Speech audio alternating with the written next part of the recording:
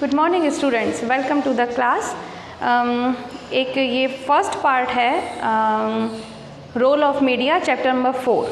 ठीक है, इसकी वीडियो में शायद आवाज़ की प्रॉब्लम थी, इसीलिए I am just repeating this video and you will get this video properly.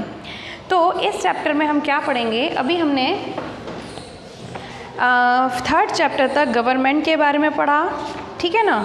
और हमने क्या क्या पढ़ लिया था कि लेजिस्लेटिव काउंसिल क्या होती है, राज्यसभा क्या होती है, विधानसभा क्या होती है, विधान परिषद क्या होता है। कुल मिला के हमने पढ़ा था गवर्नमेंट का एक स्ट्रक्चर पढ़ लिया था हमने, ठीक है ना। गवर्नमेंट कैसे मैनेज करती है इतने बड़े देश को, उसकी इनकम का सोर्स क्या होता है। और हमने ये भी देख लिया था कि एक स्ट्रक्चर होता है पूरा गवर्नमेंट का, एक सेंट्रल लेवल पे गवर्नमेंट होती है और एक स्टेट लेवल पे गवर्नमेंट होती है। सेंट्रल लेवल में जो पूरा गवर्नमेंट पार्लियामेंट होता है उसमें प्रेसिडेंट और लोकसभा और राज्यसभा है ना, यानी कि 2 हाउसेस होते हैं।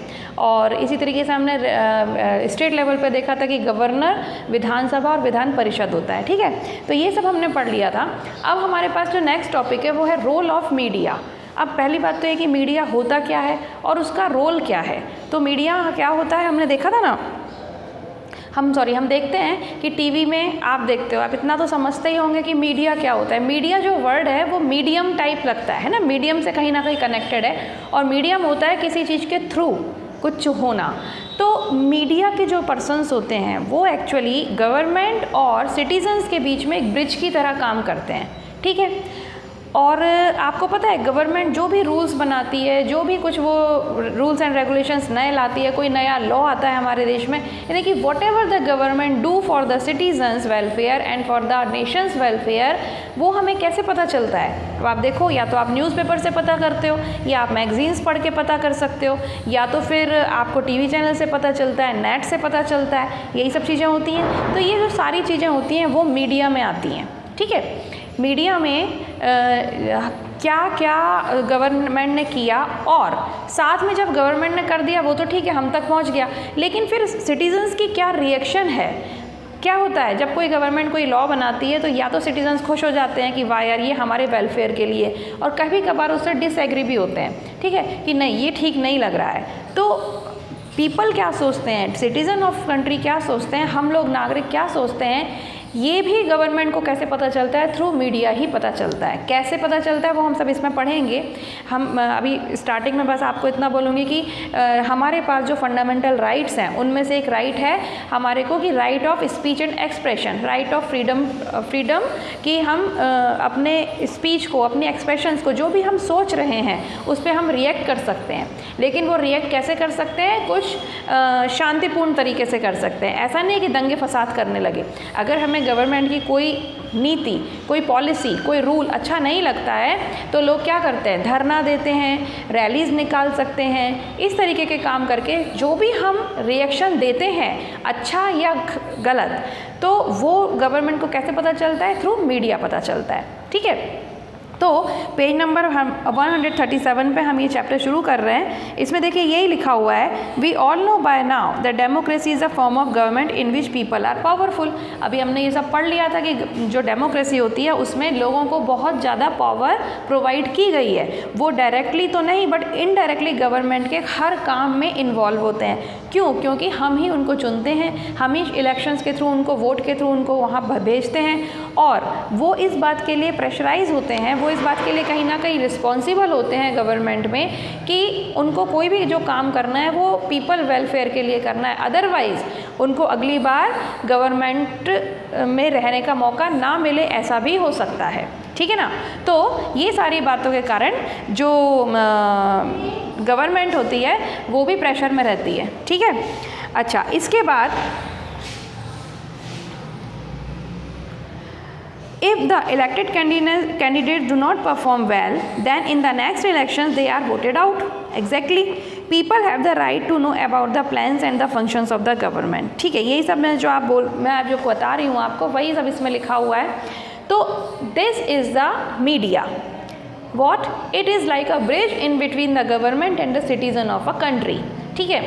ओके, अब जो ये लोगों को इतनी सारी इन्फॉर्मेशन बताई जाती है through internet, through television channels, through newspapers, through magazines, through periodicals, तो ये सब से होता क्या है, ये सब करने से होता क्या है?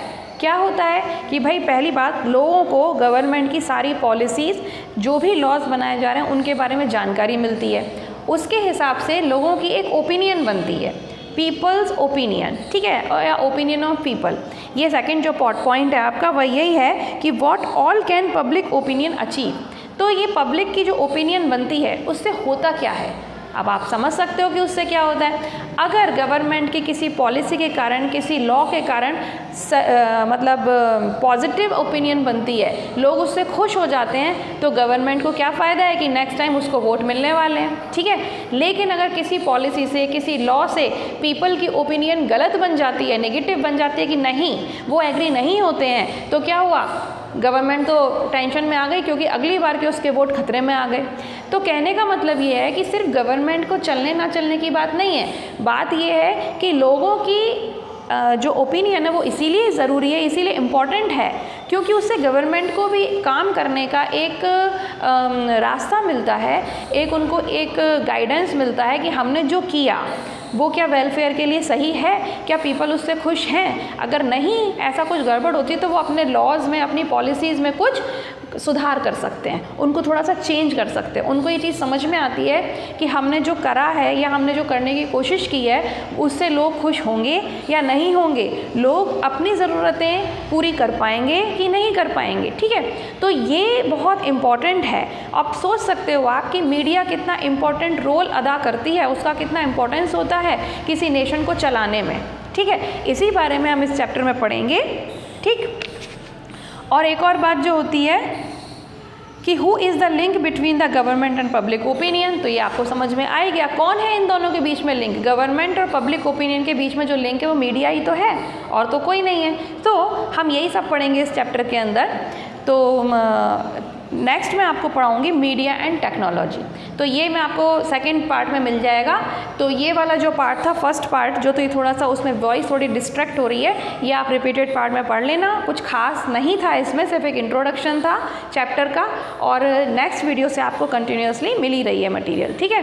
तो डोंट गेट हैक्टिक, टेंशन मत लिया करो, कभी कुछ वॉइस में प्रॉब्लम होती है, कुछ होती है, तो you can directly call me, I will repeat the chapter, I will repeat the topic, there will be no problem. Because सबसे मोस्ट इंपॉर्टेंट बात जो है वो ये है कि मेरी पढ़ाई हुई चीज़ मेरे स्टूडेंट को समझ में आनी चाहिए, and the students who are so much interested to learn all these things, so this is my duty to take care of your interest, getting। तो कोई भी प्रॉब्लम होती है, all of you have my numbers, your parents have my numbers, तो you can contact me directly, getting, don't take hectic। तो इतना पढ़ो, read करना बुक को, बाकी सेकंड वीडियो से कंटिन्यू करेंगे। तो बस प्रॉब्लम सॉल्व होती है। Have a good day, bye bye.